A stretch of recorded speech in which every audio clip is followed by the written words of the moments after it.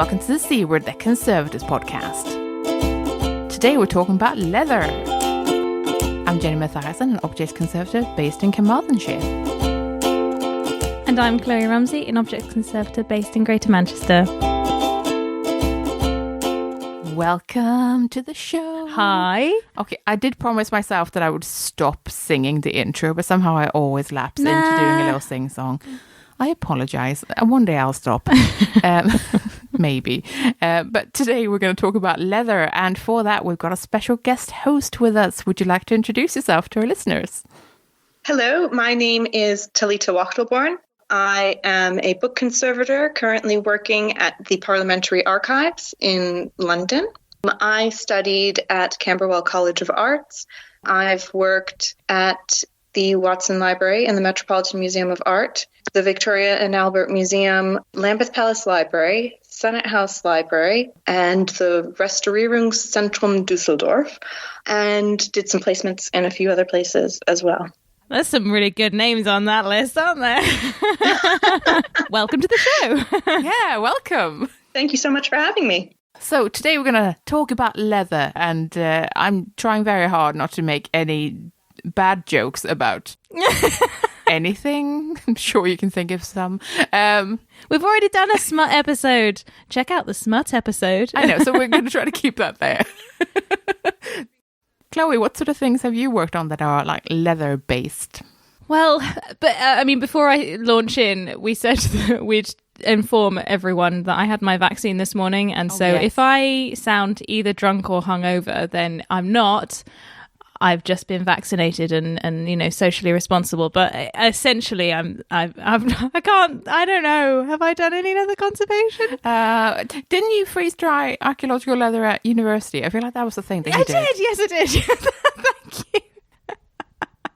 I say that because I think we've talked about that in the wet stuff episode, in which we did bring up that leather can sometimes be soggy.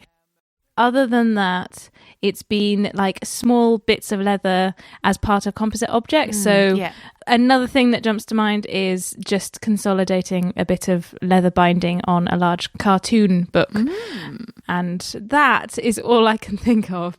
So what have you worked on? Right, so it's going to be pretty like, for me, what I consider quite standard stuff. So it's, I guess... First of all, leather kind of surrounds us in general, right? Like it's in a lot of things. So the things that I've worked on have tended to be things like suitcases and bags and, straps on things. And particularly when I've worked on military collections, there's been a lot of leather straps and a lot of, bags and straps and things and sheaths for swords and all sorts of stuff like that, right? So it's a good working material. So it's being used for a lot of that sort of thing. And then, of course, we've got shoes, which I've worked on a fair few, and things like sports gear, which sounds a little bit niche, but, footballs, they were made of leather for a long time. Oh, yeah. So I've worked on a few of those, for example. So when I thought about it and I scrolled through my photos, then I did realize that I've actually worked on a fair bit of leather. It's just that it's kind of... it's such everyday items that it's not that they're not special, because they are. When they're in front of me, they're very special. But it's more that there are so many and they're so normal in many ways that it's not something that like stands out to me massively as a material. Until plastics rolled around, it was like the durable material that was used for all sorts of things. And now we've gone and replaced it with plastic, basically, largely at least. You can still find it around your house, obviously. Like, I was trying to think of leather things in my house, and it was like shoes, wallets, bags. My other half has so many leather jackets. I've got a footstool. We used to have a sofa that was leather, all these sorts of things, right? And, it's a good hard-wearing material. I nearly started talking about, I love how leather smells, and then I thought, I'm going to make it weird again.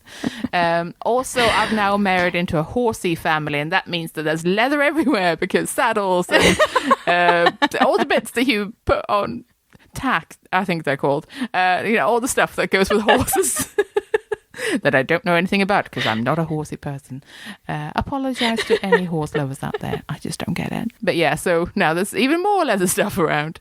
But But yeah, so I have worked on a fair bit of like everyday items that are leather based. But yeah, so a fair bit, but nothing huge, nothing entirely made of leather as such.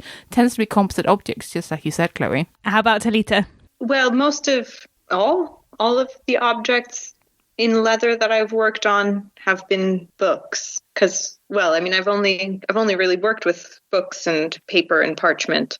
And a lot of the collections that I've worked with have had quite extensive leather-bound collections, because they've been historic libraries that have older books. And then that was, of course, the go-to binding material, because if it was bound in paper, then that was generally a temporary binding. And the intention was that was just to protect it until you took it to your binders and had it bound in leather. Or, later on, there were some cloth bindings. But the majority of the collections I've worked on are from a period when leather was the predominant material, because, as you said, it was durable and it was available. So it's almost a byproduct of people's dietary choices. You have these animals that you're raising for food purposes, and then the leather was made and they found all sorts of uses for it. And it's easy to work. It's, and you can make a lot of things out of it. So yeah, it was the go-to.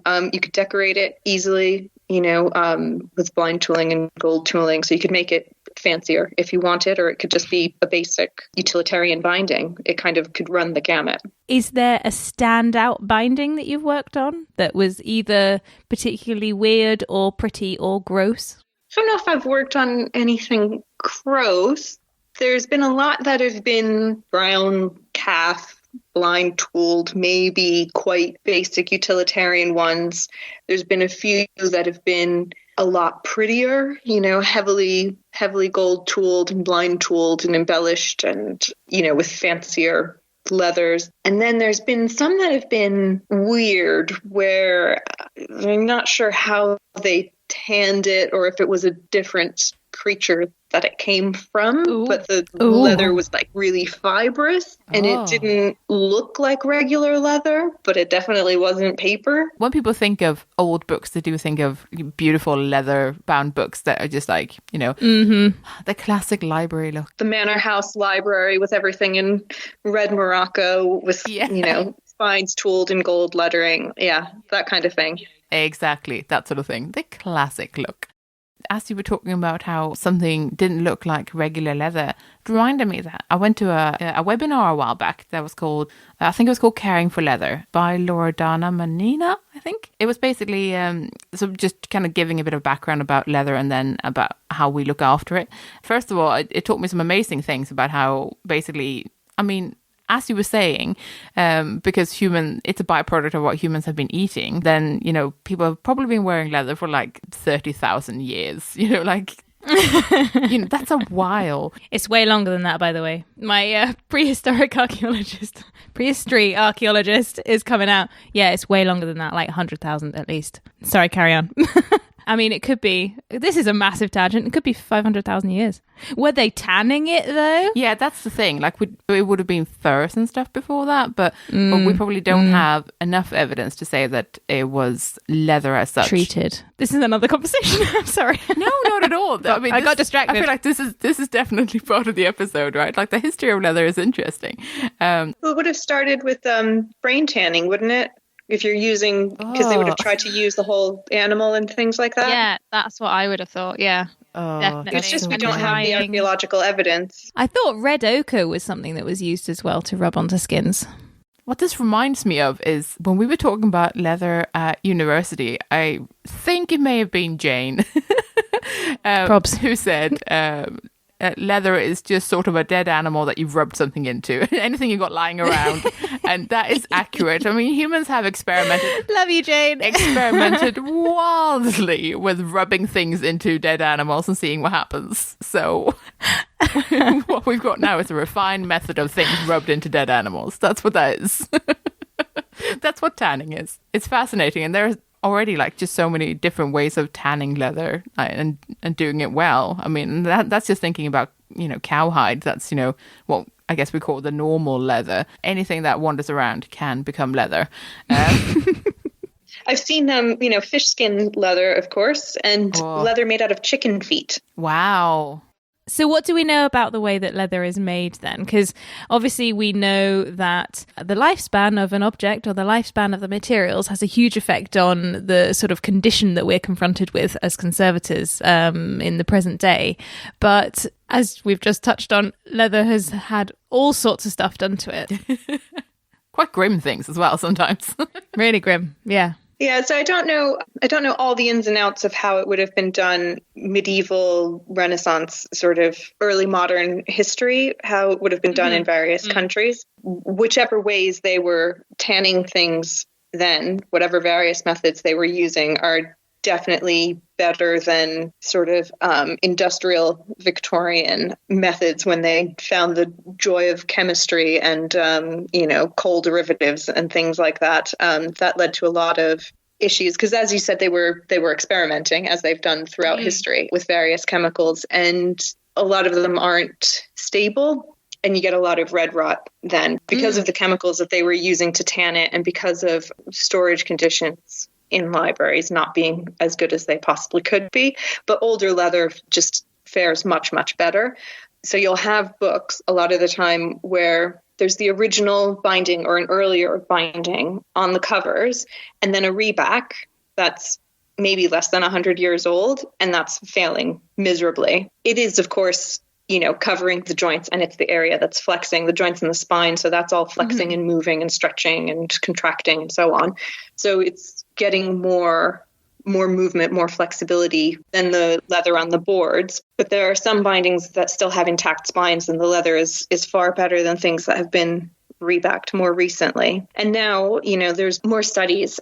Hewitt's did a study with a few other institutions about what sort of qualities really help create leather that is properly conservation grade. And they've got information on their website. But you can get leather from them that you can find out what the provenance is. And, sometimes they tan it completely themselves. Sometimes they buy things that are pre-tanned in the country of origin, but you can find out what the process was and determine which leather is most appropriate for your specific needs. That is so cool. So you just mentioned red rot, and I know that we're doing how leather is made at the moment, but I want to jump immediately onto what can happen to leather, or sidestep into what can happen to leather. So red rot, essentially, it's gone really acidic, right? So what other things happens? Is that one of the main ways that leather responds then? That it becomes acidic over time and then starts to break down? Well, how many things is it possible to not say that to, actually? Red rot's mainly how it was tanned originally. It's just really acidic, really chemical, and it breaks it down. So it's just not as strong, and the fibers break down, and you get that powdery structure to it. It can, you can have damage from insects. You can have damage from excessive moisture. If it's too dry, it'll get brittle. And then abrasion. In this country, there is quite a lot of bindings in sheep because, again, people would make leather out of what they would eat. Sheep don't make very good leather, so you can often tell. They're too busy on the wool. Give them a break. Well, I like them for their wool. They should just use them for wool. But because of the structure of their skin, where there's more fat between the layers, it delaminates. So it's great for things like parchment because you can sort of split it and make it into thinner pieces. It was often used for making things like labels because you could pare it really thin. You could split it down really easily, but because of how fatty it is, it does break down more quickly. Calf skin would be better, but there wasn't as much calf skin available. And I think there just weren't as many calves and cows here historically as sheep. You can get more from a calf, but you can get a fair amount from a good sized sheep as well. So you could make a few bindings out of it. That makes a lot of sense because it will vary across the world what they used, because obviously it will vary what kind of animals they had available to them and what was more common, more available. And it'll depend on how, I guess, fancy the leather is as well, and how much of a high status item something is, because, you might splurge and, I don't know, have crocodile, something really fancy, but, cowhide being fairly standard. But if sheep is what you've got, then it's going to be sheep. Yeah, there's a lot of Almtod pigskin in Germany, the former empire, Austro-Hungarian Empire. How does that compare to sheep and cow? Well, so if it's Almtod, it's a different process, but it's also not usually paired as thinly. So there's more of the sort of fiber structure intact. So it's stronger for that reason, and it's a different process. It's generally more robust. If it's been stored well, then it generally lasts. But there's so many other factors, about how it was treated, how it was stored, what other events have happened. I mean, a lot of the working in London and with collections that have been housed in London, there's quite a few books that have been through the Great Fire, been through 2 world wars, probably smaller, intermediate fires and other events and floods. And, so the condition of these books is in part due to the leather and what it was bound in, but also, just the fact that they're historic objects and have sort of survived a lot of historical events. They're survivors. I think that's one of the things that really blew my mind when I was learning. So I'm specializing in textiles now, but I was always like, organics is my bag. That's the thing that I'm really interested in. The thing that blew my mind was when we learnt about one of these things, the lecturer saying that, and a lot of these things have red rot because of this type of fuel use.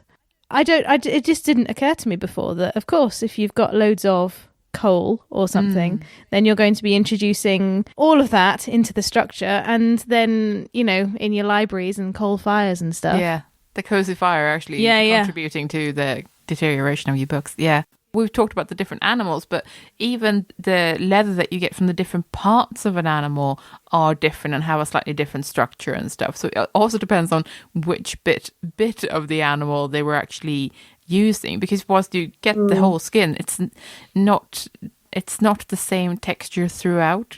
Just look at yourself. Your skin isn't the same all over you, so why would it be for animals, for example? So the leather cuts also affect the kind of like suppleness of them and how they deteriorate and how well they take to tannins, for example. And also, we call it calf, but it wasn't necessarily all animals of a certain age. They could have been, an old steer or something like that. Yeah. They could have more scars and scabs and things like that. The leather could be tougher or thicker or thinner. I sort of refer to it as armpit leather. There's amazing bits on the skin where it just gets quite stretchy, and you're never going to pare a straight line if you get into that area. You've got to kind of stay towards the spine center chunk, because the other things, they'll absorb sort of moisture differently. They're not going to pair evenly. They'll just keep stretching. Yeah. So you'll try and pair a straight line and it just kind of goes off on a slope because the leather just is stretching while you're trying to work it. I have a question, and I don't know if we can answer it or whether this is a question for the room. The room being the listeners. Do you think that one could track the sort of periods of material glut or wealth in a country, depending on how crap or how good their leather is? So what I'm thinking is do you think, and I mean all objects as well, do we think that the makers of leather would just get rid of the crap bits if they could, or do you think that everything is always used up to the last armpit scrap on just different types of things? Yeah, they will be used for different things. I think humans, up until relatively recently, are famously thrifty on the basis that they kind of have to be. And if you've gone through all of the effort of tanning a whole skin, you're going to do something with every little bit of scrap. And I can't say what that looks like. And because some of it won't have been very good, it probably won't have survived. So we probably don't have all of those bits anymore. But it could be children's shoes or like the backings for straps or something. Yeah, I think, so some smaller pieces you could use for labels, potentially. You could use them for spine linings. You could use them for sewing supports. or you could potentially sell them on to, when you would have sort of rag and bone men and people who would collect up different scraps for other purposes. I think that they would have been reused in other ways. I'm not sure all the ways that, outside of bookbinding that they might have been used, but they did have, there's other ways that you can use them in books. And sort of later on, when they were trying to be more economical with leather and there were more books being printed and more books then that needed to be bound, you get half leather and quarter leather bindings, where in half leather you have the spine and the four corners are done in leather. Yeah, of course. And then in quarter leather, you just have the spine. And then the rest is either, marbled paper or cloth or some other decorated paper. But you're using less leather, and you can also use scraps of leather more easily because you're not trying to cover the whole thing. So you could use those little scraps to just do the corners, for example. Okay, so we're definitely using every little bit. Yeah. If there are bits that are sort of so small that they're not necessarily useful for anything particularly utilitarian, it may be what sort of ends up being little details on toys, for example. Like if someone's putting little ears on something or similar. I feel like that's a good candidate for using up scraps. I was going to bring it back to, how you said, I wonder if you can trace kind of how wealthy a place is based on what they're using for leather.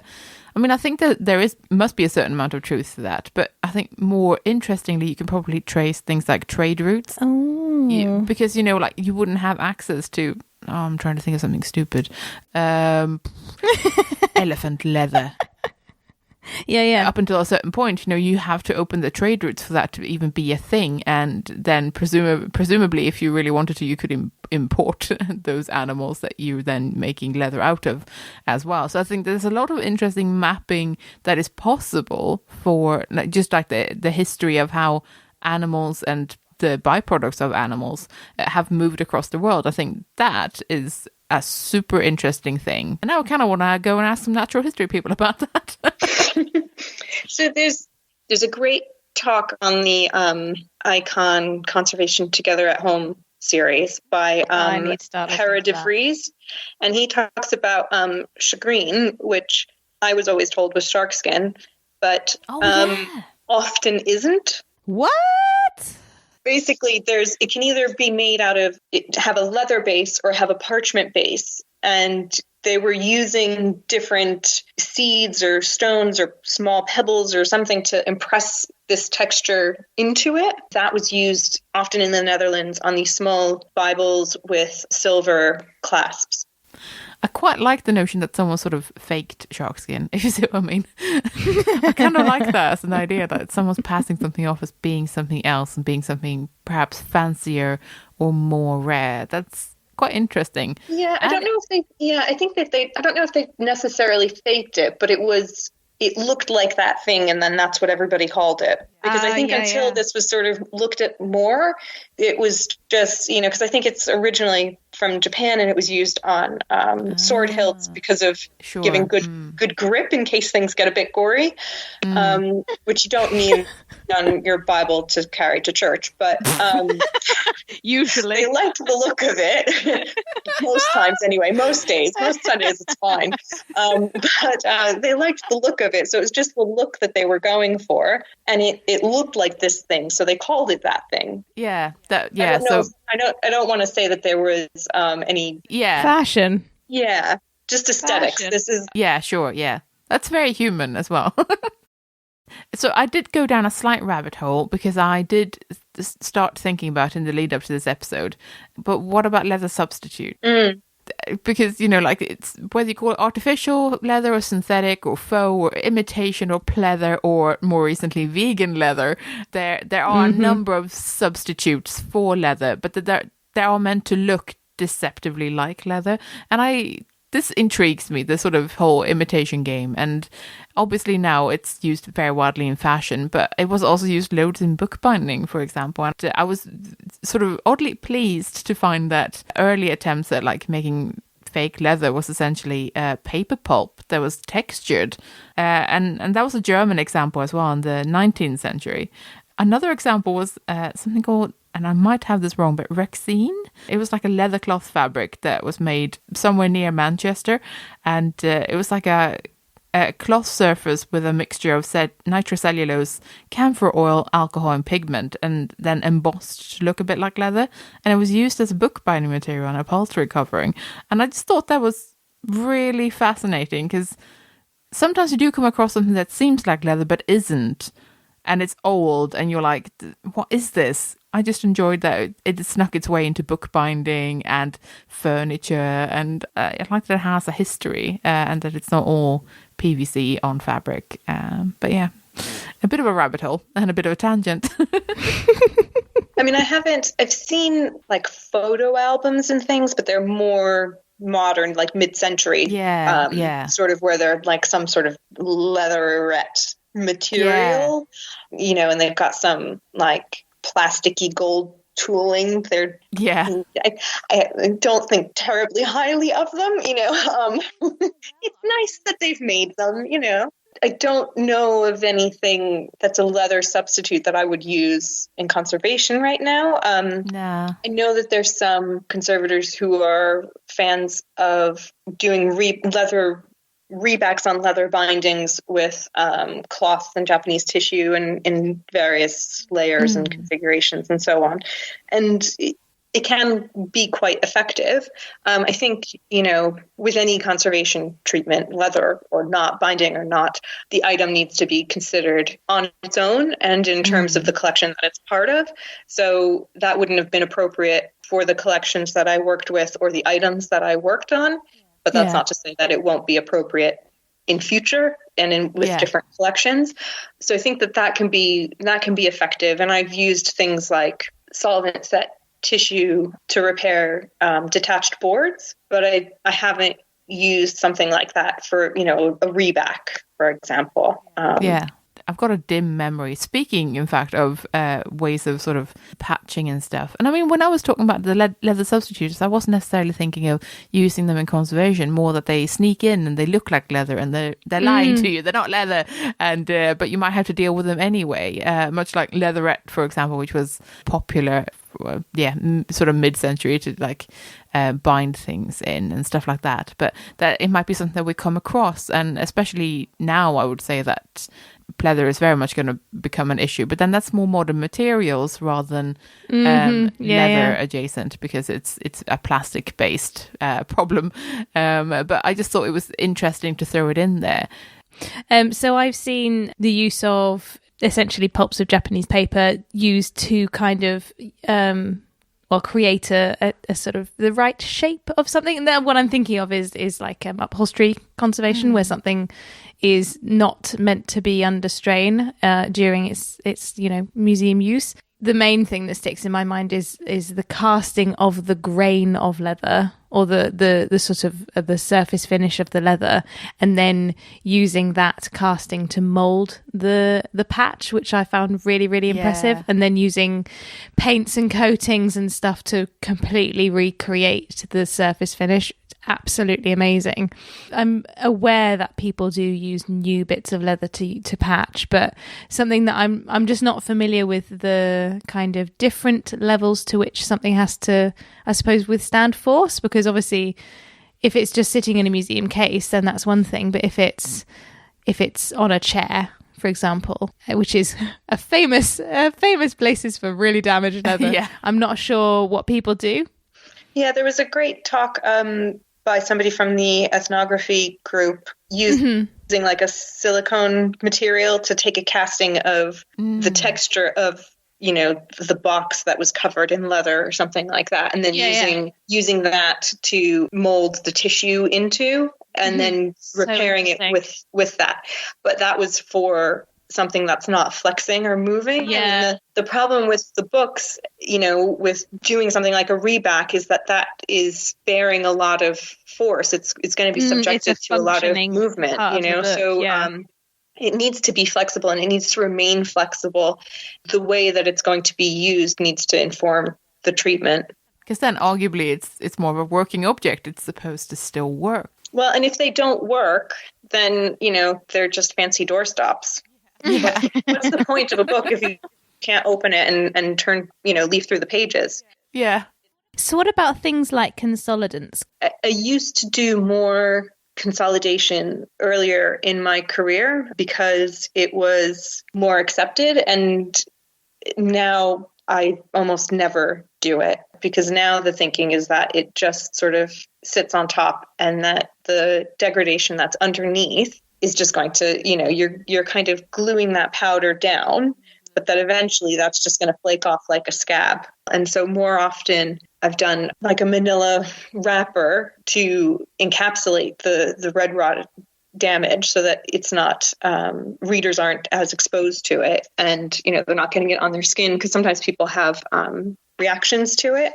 Sometimes people are just sensitive to it, but you can kind of have an overuse allergy. So if you're exposed to it a lot, as people can develop allergies, healthcare workers develop allergies to latex gloves. And, anyone can develop allergies to mold if you're exposed to it too frequently without correct PPE. People can develop allergies to or reactions to red rot. So more often than consolidating will, create some sort of physical barrier between the red rot and whoever's handling it. And then that also means that there's less abrasion. So if it's not being rubbed, then less of it will flake off. If it's... Yeah. The Leather Conservation Center had some sort of high-tech, super secret way of consolidating leather, but you had to send them your items, and they didn't want to release a lot of information. And I'm not sure even if they're still doing it or if anyone took them up on it. But I think a lot of, there just wasn't much information about how it was done or what they were doing to your objects. So I don't know if that's even still happening, but that was a possible alternative to consolidation. I think we're trying to move away from the secrecy, because I remember this being a thing as we studied, where there were a lot of the British Museum special leather dressing that they won't tell you what's inside, and all of these secret sauce recipes that were going around for what you could do. And it's it's not a good idea not to tell people what you're doing or what you're putting on something. But I guess that's the wisdom of hindsight in many ways. Now we like to know what we're actually doing to something, because that helps future conservators, and it helps us estimate the kind of repercussions of what we're doing, as opposed to just going, here's some secret sauce, it'll make it better. Okay, sure. That's a notable shift in how things are done, and I think that's really interesting to think about, actually. And it's also interesting to hear that there's a shift in how we deal with things like red rot and stuff like that, because that's valid thinking. And I think, as with anything in conservation, we do change our approaches as we get new data on things, and that's super cool. Red rot is a problem in leather sort of across the board, depending on how it's been manufactured and all of that, and also the storage and all these other factors, and the lifespan of the object. And oh my god, there are a lot of factors. So problems have been things like leather has dried out and dried into a weird shape. Yes. Or leather has been wet because it's been in a flood. It wasn't dried out properly, and now it's just kind of warped and weird. And then you have to start reshaping it and working with humidity, but not too much humidity, and seeing what you can do, and that whole thing. But I was also thinking about things like because we were talking about we don't want to introduce more things to leather, which is an interesting concept, given that leather in its active lifetime is not a static thing at all. It's something that you keep rubbing things into for all of its use time. It's very rare for anyone to have some leather shoes and never rub something into them to make them look better or be more wear tolerant and stuff like that. People constantly put things on leather. So it's interesting that we've decided, kind of as heritage professionals, to be we're not going to put things on leather, or at least we're going to try to move away from putting things on leather. It's sort of not what the material is for in some ways. Leather dressing has quite a bad name because I don't want to blame the volunteers, but there were some overzealous volunteers, and there's some bindings that are still tacky when you pick them up, and wow. Your fingers stick together, Yeah. Really overzealous. So I think, because of things like that and the secrecy around the formulations, it's kind of got a bad name. But as you say, but I think in general, with our heritage collections, focus more on preservation and having proper storage conditions. And, if something is more susceptible, then I might put it in a box to create a buffer, to reduce abrasion, things like that, rather than adding something to it, because it's not really certain how far into it it's going to go. And if it only affects sort of the top layer, then the top layer can react differently to the layers underneath. And then will they separate? Will they move differently? Will they react to temperature and humidity differently? There's too many questions, I think. Whereas, my modern shoes that I'm wearing, that I'm polishing, I'm using them differently, than a heritage object, and the considerations for them are different. So my shoes only need to last my lifetime if they last that long. But any treatments that I'm doing, in theory, should outlive me. They should last 100 years. And the shoes I'm wearing, they're not bad shoes, but I don't know that they'll last 100 years, Yeah. Yeah, and I think that's fair enough. And I'm not saying that everyone should, go and slap loads of things on every leather object that they can find in their collection. That is not what I'm advocating either. And it's more of a interesting thought, and I think it's probably a happy medium, somewhere where less is more. As with all things in conservation, it is a balance, and it is something that you have to look at each individual object and the circumstances in which it is used, displayed, or stored. And isn't that the wonderful thing, that everything is a little bit different? Yeah, and I think there's a difference between something needing to function and, being given an object made of leather and that needs to go on display, and being told this needs to look better, it looks bad, make it look better for display. I mean, if you have something that's badly degraded and you don't consolidate it, and it's shedding dust all over the bottom of its case, and the public's going to come and look at it and think that you're not caring for it. Yeah, and poor object.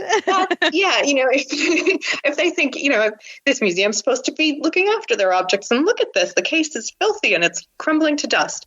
That's not a good thing. So I think, if that was the case, I probably would consider consolidating it. There's not one rule of ethics for anything, so I think the ethics in that situation would be very different. Yeah, of course, to something that is, going into a reader's hands. It's very different considerations. Yeah.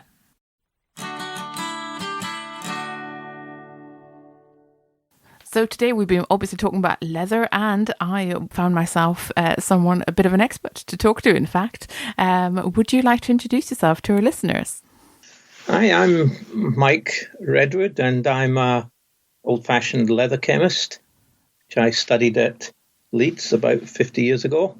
I've worked in the leather industry in tanneries all my life, and in this sort of last couple of decades, I moved to a more plural work life and did a lot more things like becoming a trustee of the Museum of Leathercraft and the Leather Conservation Centre, and a bit of teaching, as well as general consulting. So I've been a trustee of the Leather Conservation Centre since, I think, about 2003.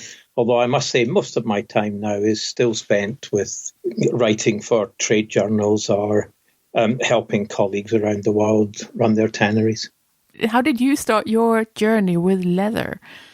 I started my journey with leather by being angry that the arts science combined course that I got into at St Andrews was going to be run in Dundee, and I didn't want to live in Dundee. I did want to live in St Andrews. And my father, actually, who's a surface chemist in a tannery in Scotland, suggested that if I went down to Leeds, I could do a course that, in his view, did mix art and science, and that was leather.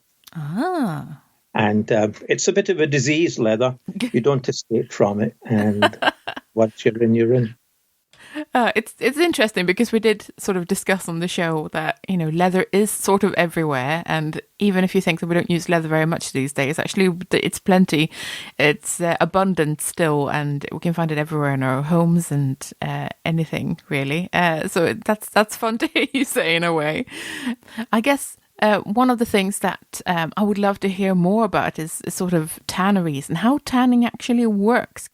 I think they still think that almost everybody carries around 3 or 4 items of leather, unless they are very strongly against it for ethical reasons. But 95% of the population will have a purse, a wallet, a bag, a pair of shoes, a belt made of leather. And from the beginning of time, it was the beginning of human life when we stood up on our back legs. It was really the only sheet material that we had to protect ourselves. There were no textiles, there was no pottery. So if you wanted to hold something, if you wanted to carry something, if you wanted to stay warm or protected, or you wanted shelter, then the things that were lying around going to waste were the hides and skins. Yeah. So we soon learnt very simple ways to preserve them, because the trouble with the hide and skin is that the bacteria will eat it away in a few days. But if you dry it carefully, slowly, you can make a kind of rawhide, which will help to some degree, but it tends to be stiff and a bit brittle. And then you start saying, oh, well, if I rub some oil in, which you get from the animals you've killed for food or from plants and other places, that starts to soften it.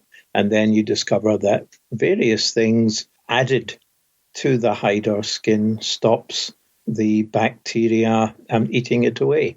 And that really is all that tanning does. It stops the hide or the skin putrefying and going bad, and it preserves it so it lasts a little bit longer.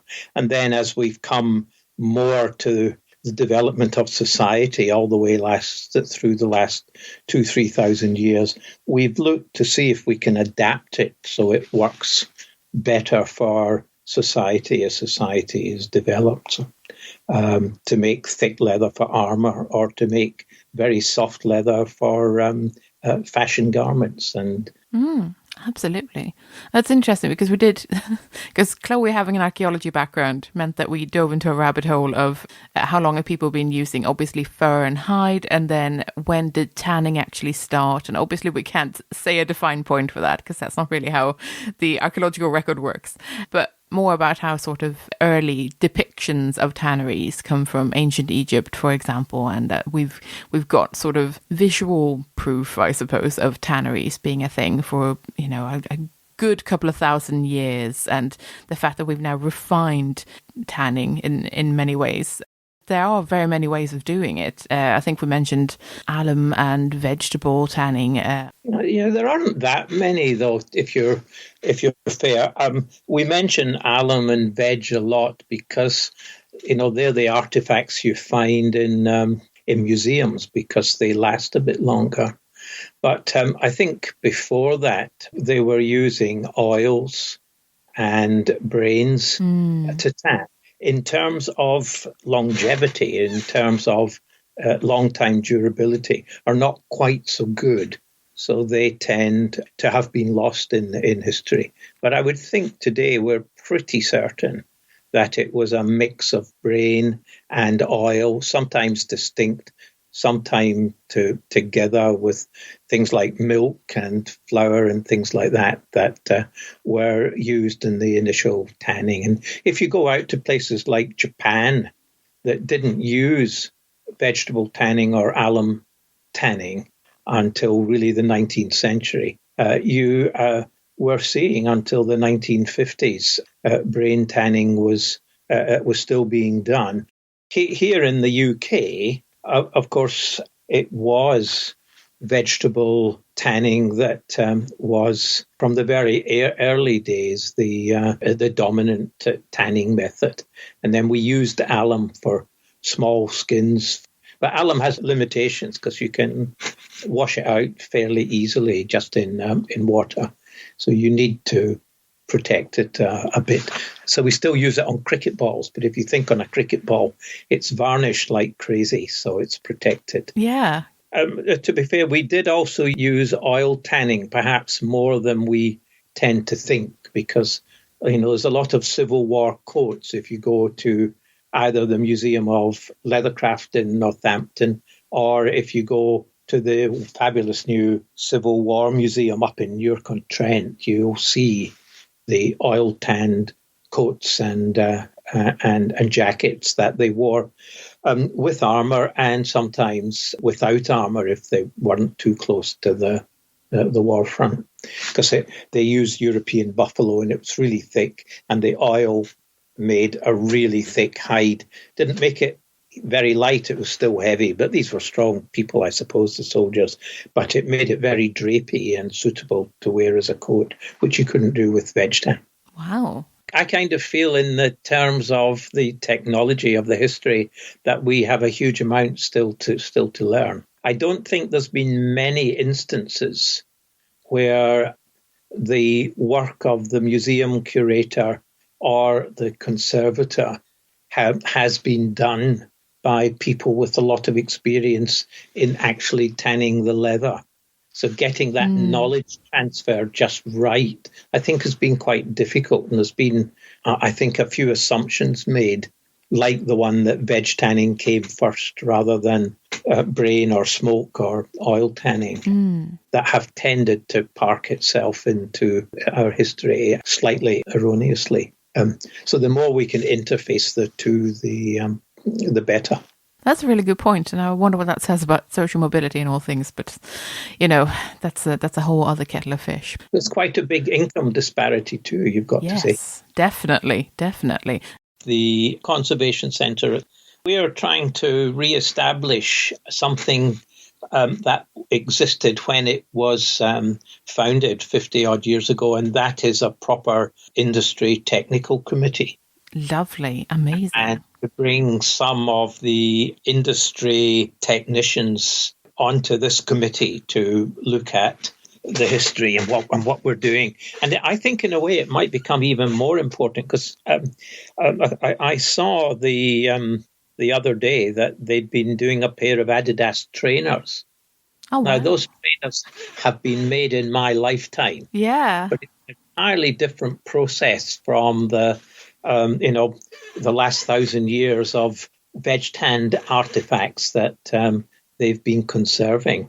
And so I think we'll need more interface to know, how do you deal with, the more modern polyurethane type finishes, the nitrocellulose finishes, and the integration with plastic inside a shoe. We were talking to our book conservator on the show, and she was telling us about how in Victorian tanning was actually quite dreadful in terms of longevity for books, for example, that it was because of the different fuels used and the amount of pollution and the amount of experimentation. It can actually be really hit and miss whether leather tanned in the sort of Victorian time period and up to modern days can actually be really sketchy in terms of quality, which is really strange to think about. Well, that was just a consequence of progress. There was an Irish scientist who was really keen on pushing very, very strong acids into the leather industry and to speed the process. So there was a huge amount of work going on to simplify and accelerate the process. We couldn't get enough oak tanning because we'd knocked down all the oak trees to build ships to fight Napoleon. So the tanners were desperate for raw material. Humphrey Davy was a big one in helping them analyze veg tans from different parts of the world. So we ended up using different vegetable tanning materials. We ended up using more strong acids, and we created this wicked thing called red rot. We'd always said on books that if you look at older books, you don't touch them. You worry about insect damage. Have you been to the library in Coimbra in Portugal? No. Well, it's a fabulous library in the university there, well worth going to see. And they have bats in the library. Oh, wow. And they have fabulous leather covers for the tables that they put out every night because the bats dropping makes such a mess. Yeah, of course. But what the bats do is keep the insects away from the books. No, that's amazing. What a great way of using IPM. That's amazing. As long as you keep old leather books and old parchment books dry and free from insect damage, you're pretty much in a good place. But these Victorian books, you sit them on the shelves and they quietly disintegrate in front of your eye. Yeah. And I just think that's a bit like so many aspects of modern society, the unintended consequences of rushing along with the way we choose to live our lives right now. We did actually bring up sort of the sustainability, because I think Kloe was asking something along the lines of, what do you do with all the bits of the leather that you don't use? You know, if the material exists, it will be used, at least until relatively recent history. Humans have been quite thrifty with that sort of thing. Well, you are quite right. I think this waste is an invention of the last 70 years. Yeah. When I grew up, I was taught to polish my shoes. I have large numbers of pairs of shoes here that are over 10 years old, and my fancy brogues for going up to the city are over 30 years old.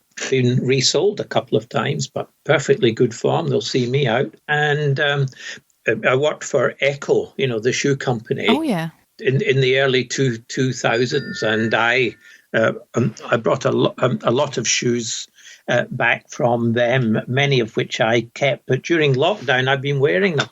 But what you suddenly discover is that some types of plastics haven't survived. Yeah. And they've mostly got plastic soles. And so the leather is absolutely fine, but most of the plastic, once you get it out and wear it a few times, starts to disintegrate on you, because plastics, as you probably know as a conservator, are only really designed to last for 20 years in use. Yeah. And so I've just been going through over the last year all my old shoes and finding little bits here, little bits there, or entire soles. They don't last 20 years. No, they certainly don't. But the leather never wears out.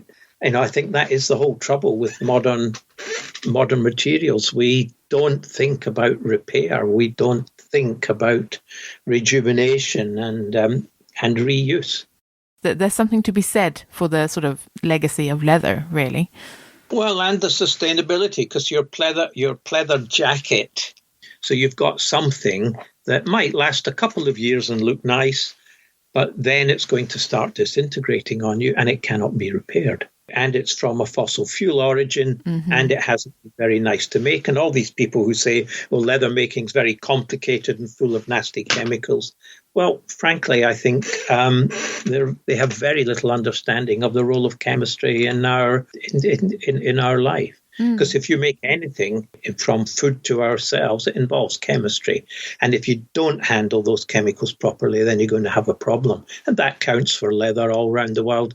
But it hugely counts with these plastic materials, which are using solvents and other things, as well as fossil fuels, which are really, really nasty. Whereas in the leather industry, we're having fun with natural collagen. And, it's a real natural material, biophilic material. 90% of the leather in the world is made by responsible tanneries with proper waste treatment and do things exceedingly well. So that's why I reckon leather always has been such a good material and deserves to be considered one of the most sustainable materials today.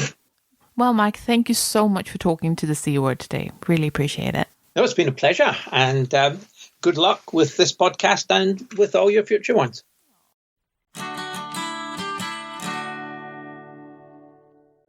So today we are taking a sneak peek into the work of the Leather Conservation Centre. And to help me with that, I've found myself interviewees. Would you guys like to introduce yourselves to our listeners? Hi, my name's Arianne Panton. I'm the Senior Conservator here at the LCC. The LCC is based in Northampton, in the town centre. I joined the studio just before the first lockdown, And I moved to Northampton for the job. So my kind of first idea of Northampton was a bit tainted by the pandemic, unfortunately. And then we had this weird period of closure through the year. But we were very fortunate to, although we closed during the first one, we were working from home, we did manage to stay open in lockdown 2 and 3.0. And we've been relatively busy considering. Prior to working at the LCC, I was actually in Qatar. Oh, wow. And I was working at the National Museum there. I was actually out in Qatar for 5 years in total, working and studying as well. Wow, that's a while. Prior to that, I did the course at UCL in London and then also UCL in Qatar. So I'm Rosie Bolton. I'm the studio manager here at the Leather Conservation Centre. I actually spent most of lockdown off on maternity leave, which was quite well timed in many ways. Yeah. The last few months I've been easing back into work, which has been great.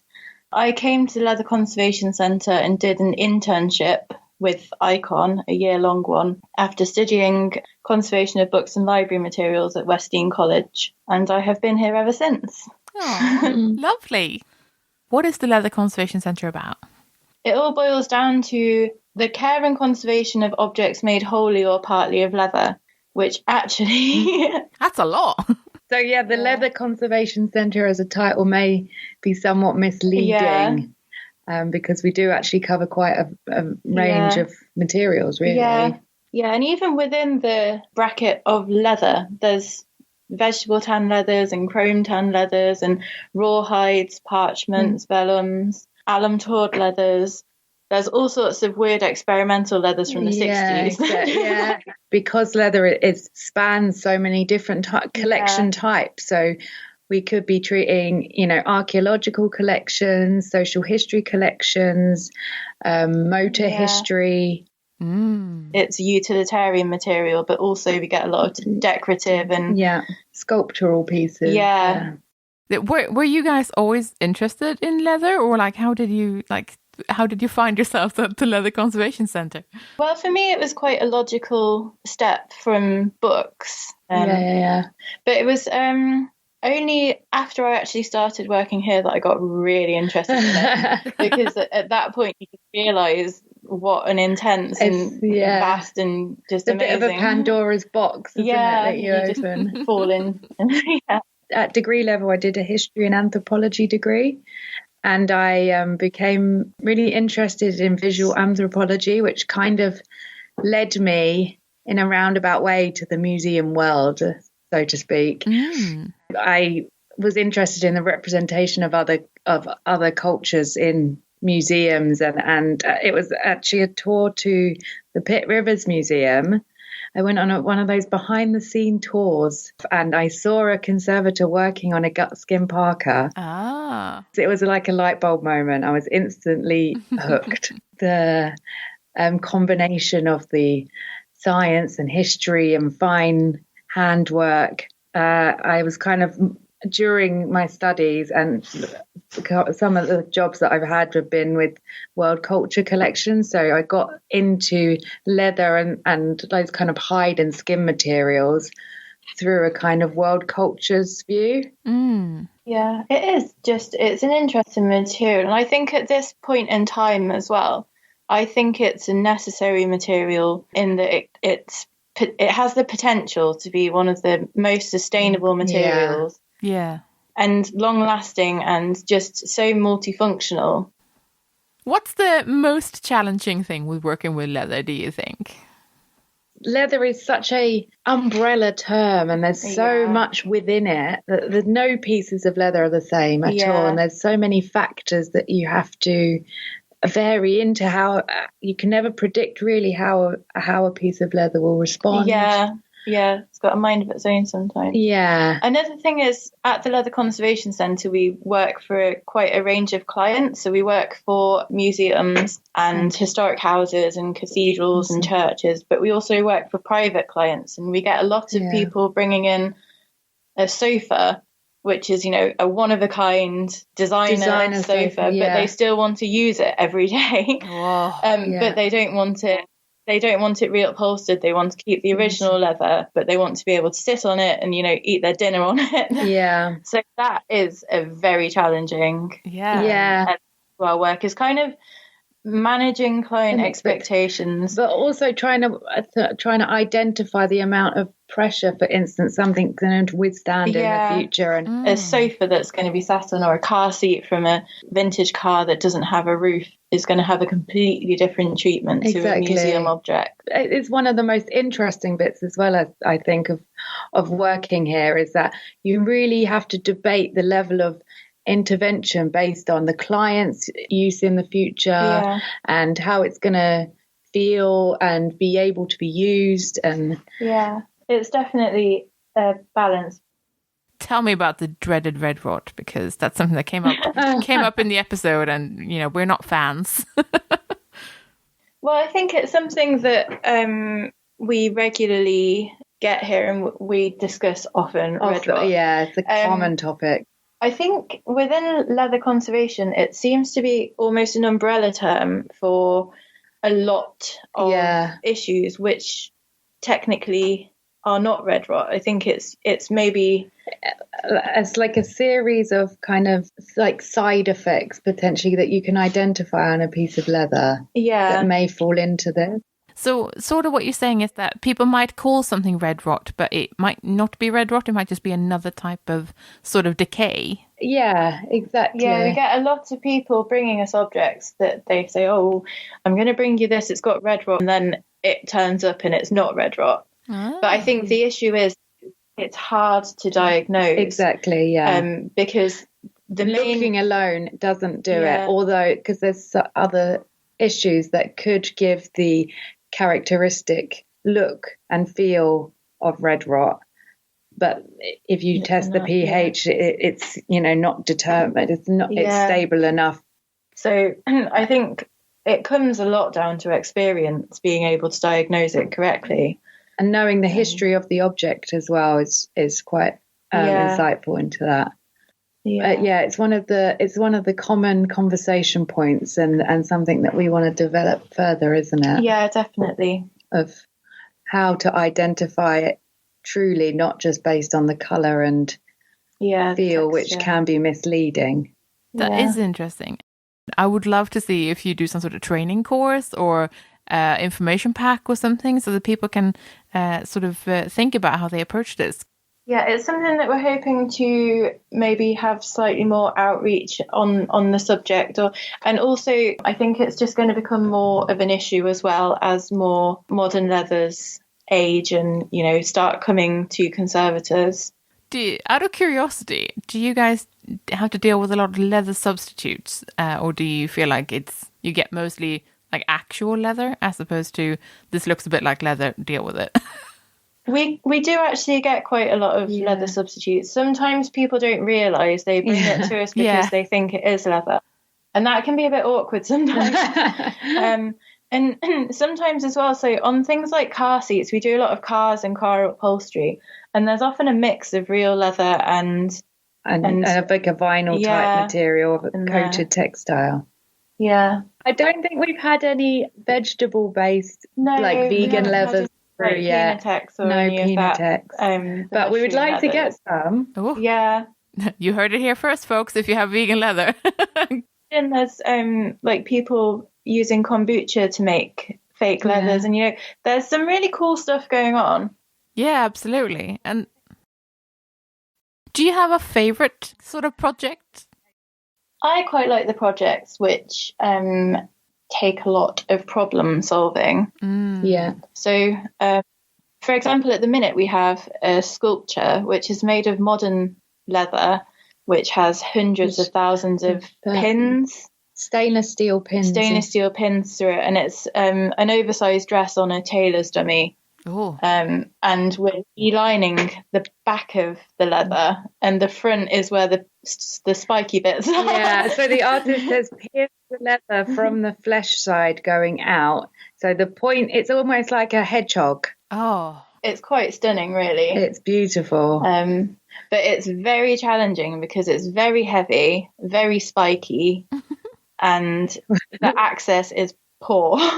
And whenever you lift, so the nails have been held in from the reverse with parcel tape, which unfortunately is degrading a lot faster than the other materials and is no longer carrying out its job of keeping the nails in place. So we're having to replace that, unfortunately.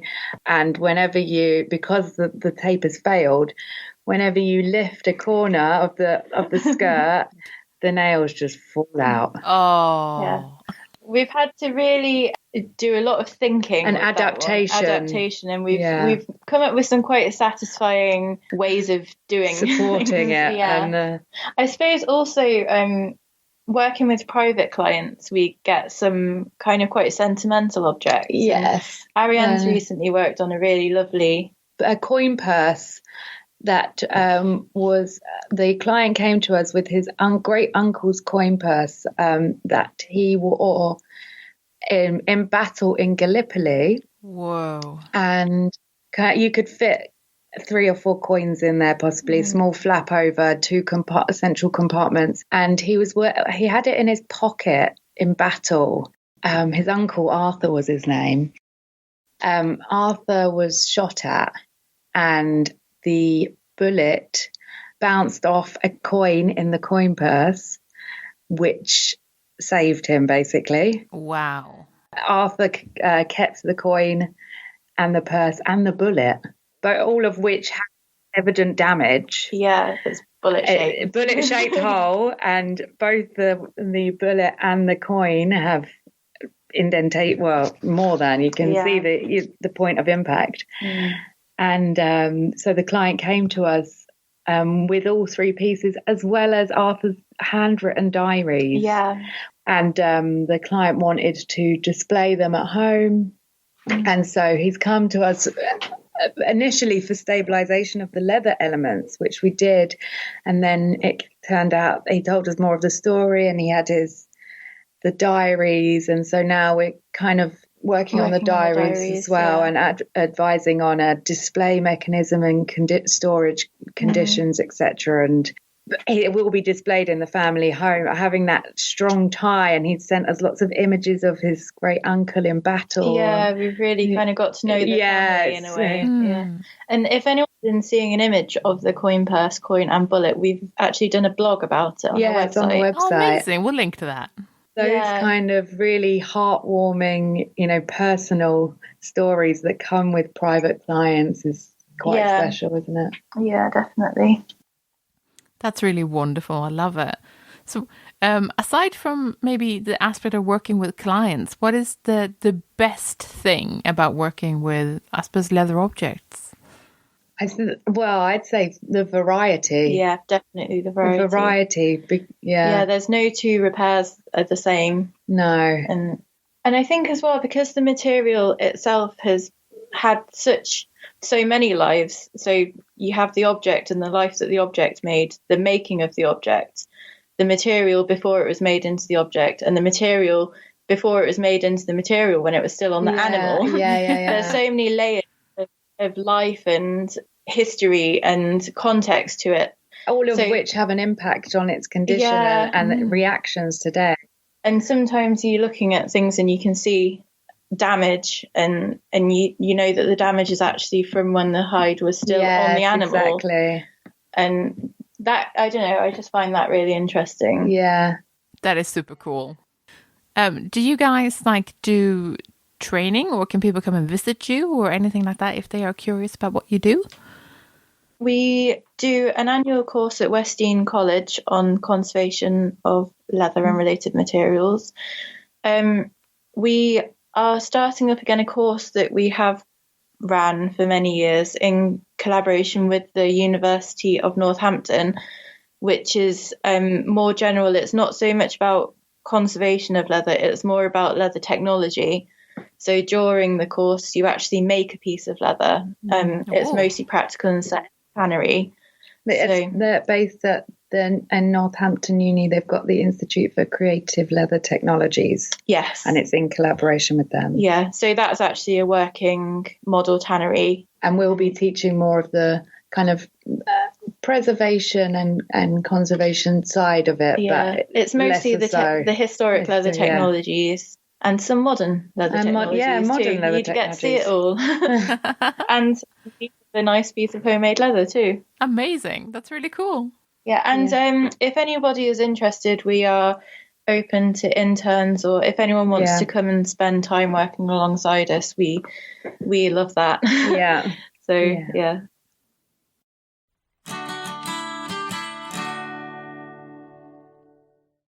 If you're enjoying the C Word and would like to support our work, then please consider becoming one of our patrons. For as little as $1 per month, you can help us keep our episodes online and more of them coming. Patreon helps us meet our regular costs for the show, and also to plan ahead so we know roughly how much of a monthly budget we've got. That's super helpful when you're trying to do something special like buy a better microphone or save up to go to a special event. Your support also helps keep us free of advertisement. In return, our supporters get access to our archive of extended episodes, which you can only access on our Patreon page. Yeah, for that $1 a month, you get a little extra audio enjoyment. We've crunched the numbers, and it's about 10% extra content on a regular basis. Well, that's not bad for less than a cup of coffee, eh? If supporting us sounds like something you'd like to do, then head over to patreon.com/thecword and join our bunch of absolute champions. And a warm welcome to our latest patron, Lucy. Thanks so much for joining us. Thanks for listening. We're the C Word, and you've been listening to Talitha Wachtelborn, Kloe Rumsey, and me, Jenny Mathiasson. Join us next time for an episode about bolstering business. In the meantime, check out our website at thecword.show, tweet us at the C Word Podcast, or simply email us on thecwordpodcast@gmail.com. The intro and outro music is Spring by Didi Music, used under Creative Commons Attribution License. Additional music and sound effects by Callum Robertson.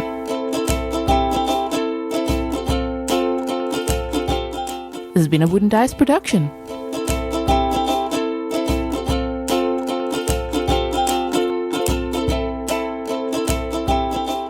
No, I'm good. I have no questions. I've used them up, and I think we've got. I've got a cat in my microphone. Sorry if you can hear it purring. Jesus. This is delightful. No, I'm good. I'm good. She interrupts every episode now these days. Can you hear her? I don't know. You can hear her.